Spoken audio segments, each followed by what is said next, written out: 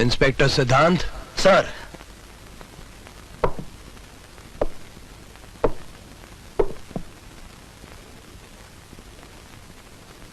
हमारा जूता लेकर आओ। वो सीढ़ी पे छूट गया है।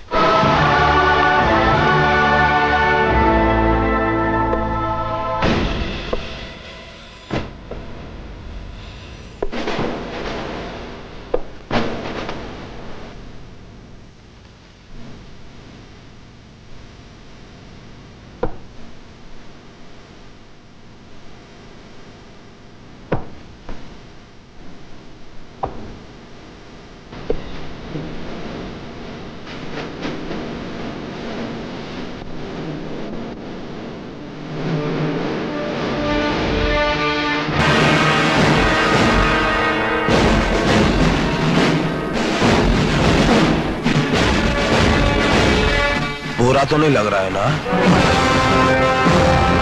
बुरा तो नहीं लग रहा है ना? बुरा तो नहीं लग रहा है ना?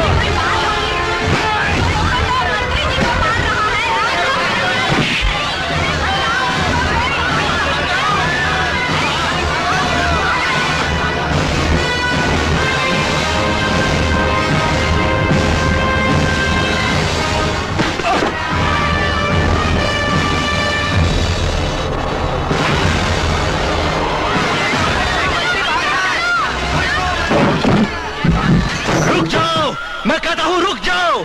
कब तक इसी तरह सच्चाई से भागते रहोगे आप लोग? कब तक? अभी तो आप लोगों को कई समुंदर, कई तूफानों से लड़ना है। याद रखो, जो लोग वक्त के धारे में कागज की नाव की तरह बह जाते हैं, उन्हें एक मामूली सी लहर भी डुबा देती है। मैंने यहां पर कोई जुल्म नहीं, इंसाफ किया है, इंसाफ। मगर उस इंसाफ में जरा सी कमी रह गई। मुझे आदर्शवर्धन को उसके नए जूते से नहीं, बल्कि किसी गरीब की फटी पुरानी कील निकली हुई चप्पल से मारना चाहिए था। चप्पल से। इसलिए कि खून चूसने वाले खटमल से ज्यादा खतरनाक होता है दिमाग, जो हड्डियां तक चूस जाता है। और ये आदर्शवर्धन देश और समाज के उसी खतरनाक दिमाग की तरह है जिससे मैं आप लोगों को बचाना चाहता हूं।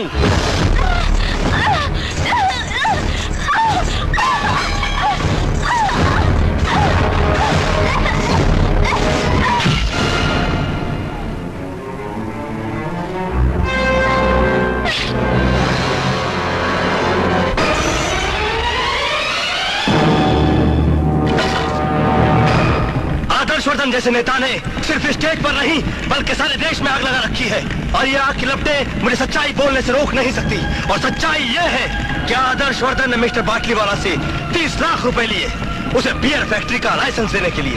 बिल्डर चौधरी से 1 करोड़ रुपए लिए, उसे काली चौकी की बस्ती जलाकर वहां पर 5 स्टार होटल बनाने के लिए। अब बातें मैंने आप लोगों को इसलिए बताई कि आप लोग जान जाएं कि गुंडों का रखेल कभी गरीबों का रखवाला नहीं बन सकता। अगर भी आप लोगों को लगता है कि मैं गलत हूं और आदर्शवर्धन सही है, तो ड्यू रिगार्ड्स टू ऑल, मैं ये वर्दी हंसते हंसते उतारने के लिए तैयार हूं। जय हिंद।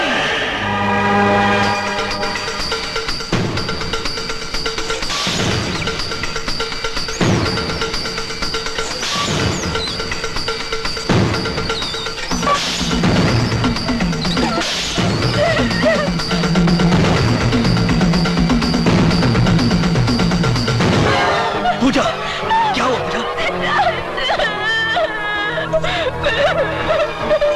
डॉक्टर, हरामजादे!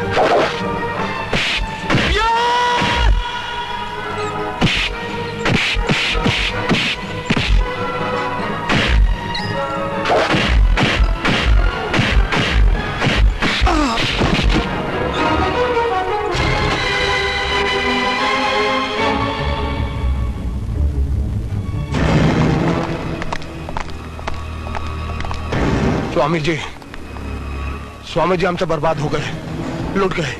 लूट के आ गए बल्कि पिट गए। स्वामी जी से क्या छुपाना, हो तो अंदर ही आनी है, बोलो ना। हाँ स्वामी जी, इंस्पेक्टर सिद्धांत ने हमारा सब कुछ लूट लिया।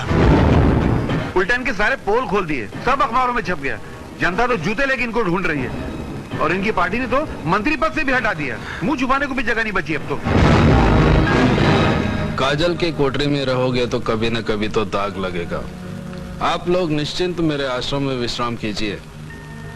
मैं दिल्ली के नेताओं से बात करूंगा। हर दाग मिटाने की कोई न कोई दवा अवश्य होगी।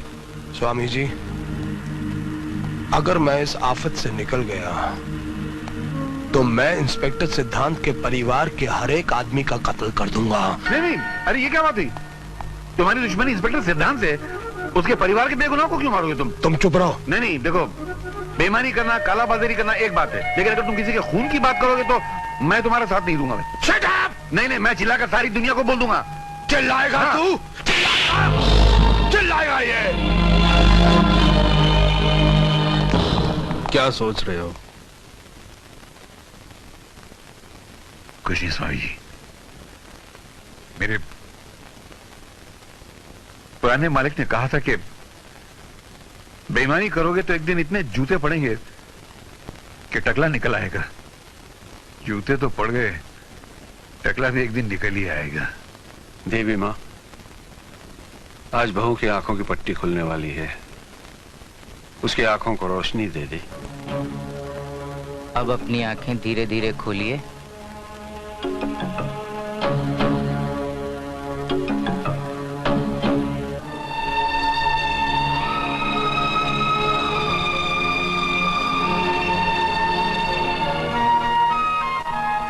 सिद्धांत, मैं देख सकती हूँ सिद्धांत, मैं देख सकती हूँ। सिद्धांत, पूजा, सिद्धांत, मैं सब कुछ देख सकती हूँ सिद्धांत, मैं सब कुछ देख सकती हूँ। Thank you doctor.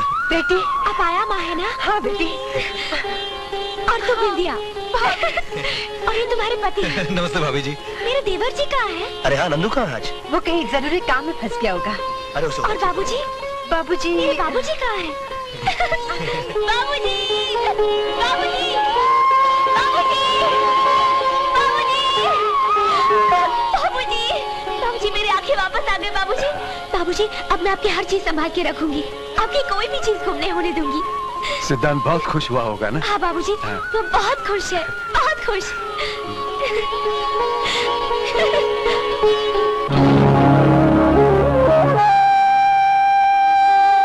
आज बहुत दिनों के बाद दुनिया देखी तो बहुत अच्छी लगी। काश मैं अपने बच्चे को भी देख पाती। पूजा, हाँ ये गम बहुत बड़ा है तुम्हारे लिए।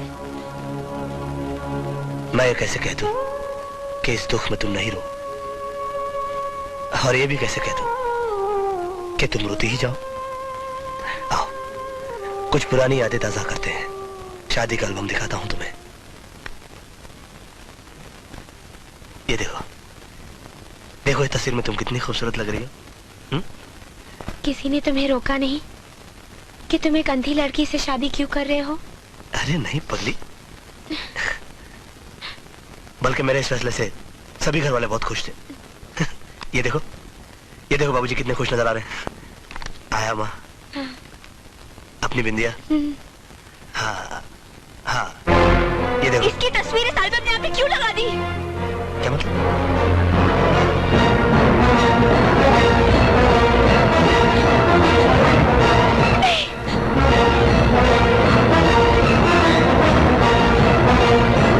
ये ले, लगा दे इंजेक्शन, बेहोश हो जाएगी हरामजादी। पूजा, क्या हो गया तुम्हें? ये उन बदमाशों के ग्रुप का आदमी है जिन्होंने मुझे मारने की कोशिश की थी। ये क्या कह रही हो पूजा तुम? हाँ, मैंने अपनी आंखों से देखा उसे गलत काम करते हुए। किस तरह का गलत काम करते हुए देखा तुमने इसे?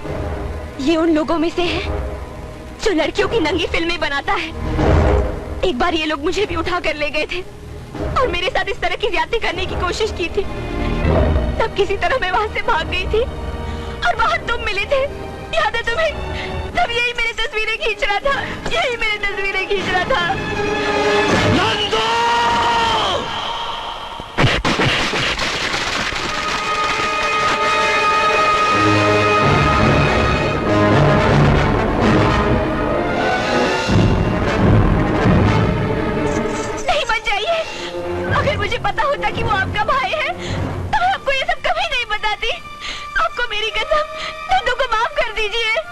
मुजरिम को माफी नहीं, उसे सजा दी जाती है।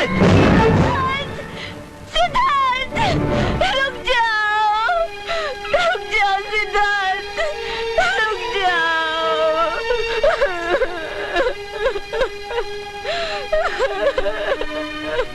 रो मत बेटी, रो मत। पश्चाताप के आंसू तो मुझे बहाने चाहिए। इस घर में राम के भाई के रूप में लक्ष्मण की जगह रावण ने जन्म लिया। बाबूजी,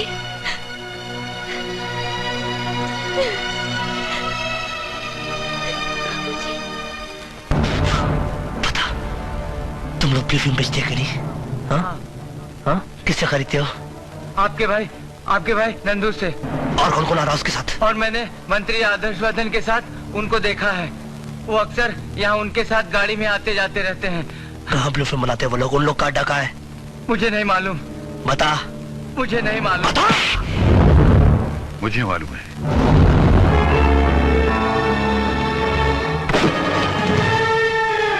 Shoot him!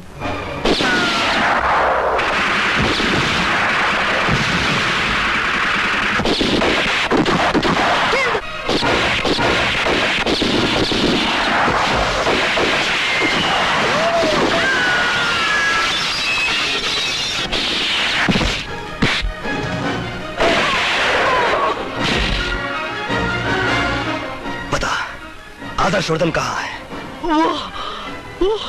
वो हेड ऑफिस में।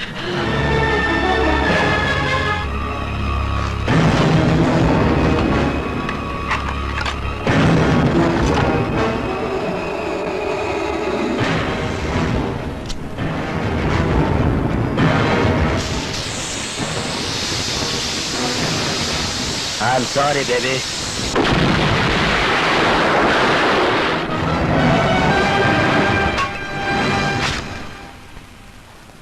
ये फैक्ट्री हमने इसीलिए खोली ताकि इंजीनियरिंग के सामान के साथ साथ हम आराम से ब्लू फिल्म भी एक्सपोर्ट कर सके और किसी को कुछ भी पता न चले। वो तो ठीक है स्वामी जी, लेकिन आपने दिल्ली बात की कि नहीं? तुम फिर मिनिस्टर बन जाओगे, तब तक तुम यहीं फैक्ट्री में रहना। यहाँ कोई परिंदा भी पर नहीं मार सकता। परिंदा तो आ गया स्वामी जी।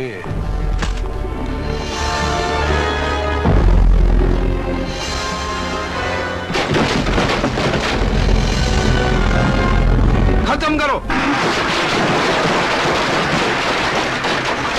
बचने न पाए आज।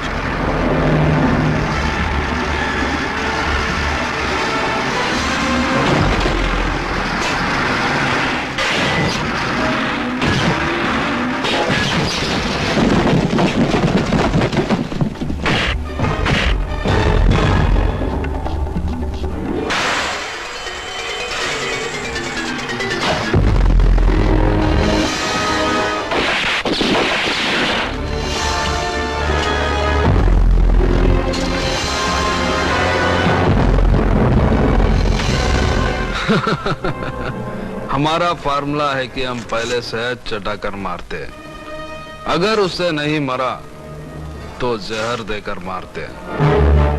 तुमने हमारा शहद वाला रूप देखा है ना, अब ये जहर वाला रूप देखो। हमारा देश साधुओं और फकीरों का देश है। ये तो अच्छा हुआ कि तुम्हारा ये कमीनापन सिर्फ मैंने देखा। अगर दुनिया वाले देख लेते तो उनका तो साधु संतों पर से विश्वास उड़ जाता। लोग तो सिर्फ रुपए और इज्जत पर डाका डालते हैं, मगर तुमने हमारे विश्वास पर डाका डाला है। तुम्हें जितनी भी खतरनाक मौत दी जाए वो सजा कम होगी तुम्हारे लिए।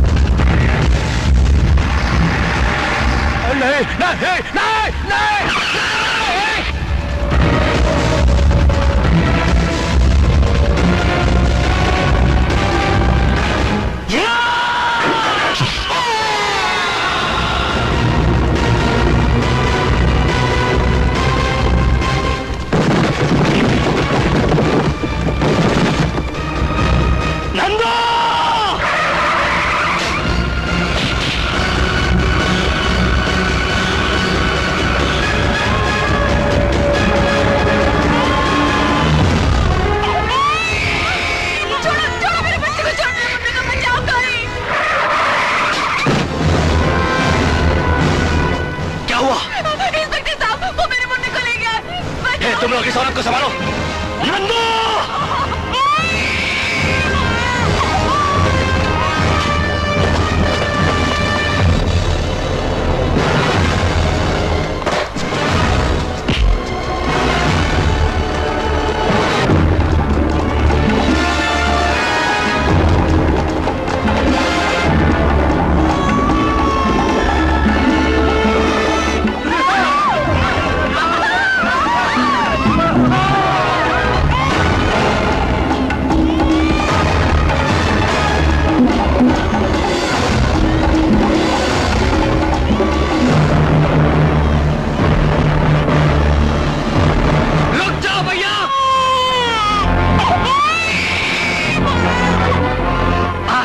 भैया ला बच्चा दे दे मुझे। अरे चल हट। नंदो ला बच्चा दे दे मुझे। आगे आए तो बच्चे को नीचे फेंक दूंगा मैं। नंदो मैं बोल रहा हूँ बच्चा दे दे मुझे। अगर आगे आए तो बच्चे को नीचे फेंक दूंगा। रुक जा, रुक जा, मैं जा रहा हूँ, मैं जा रहा हूँ।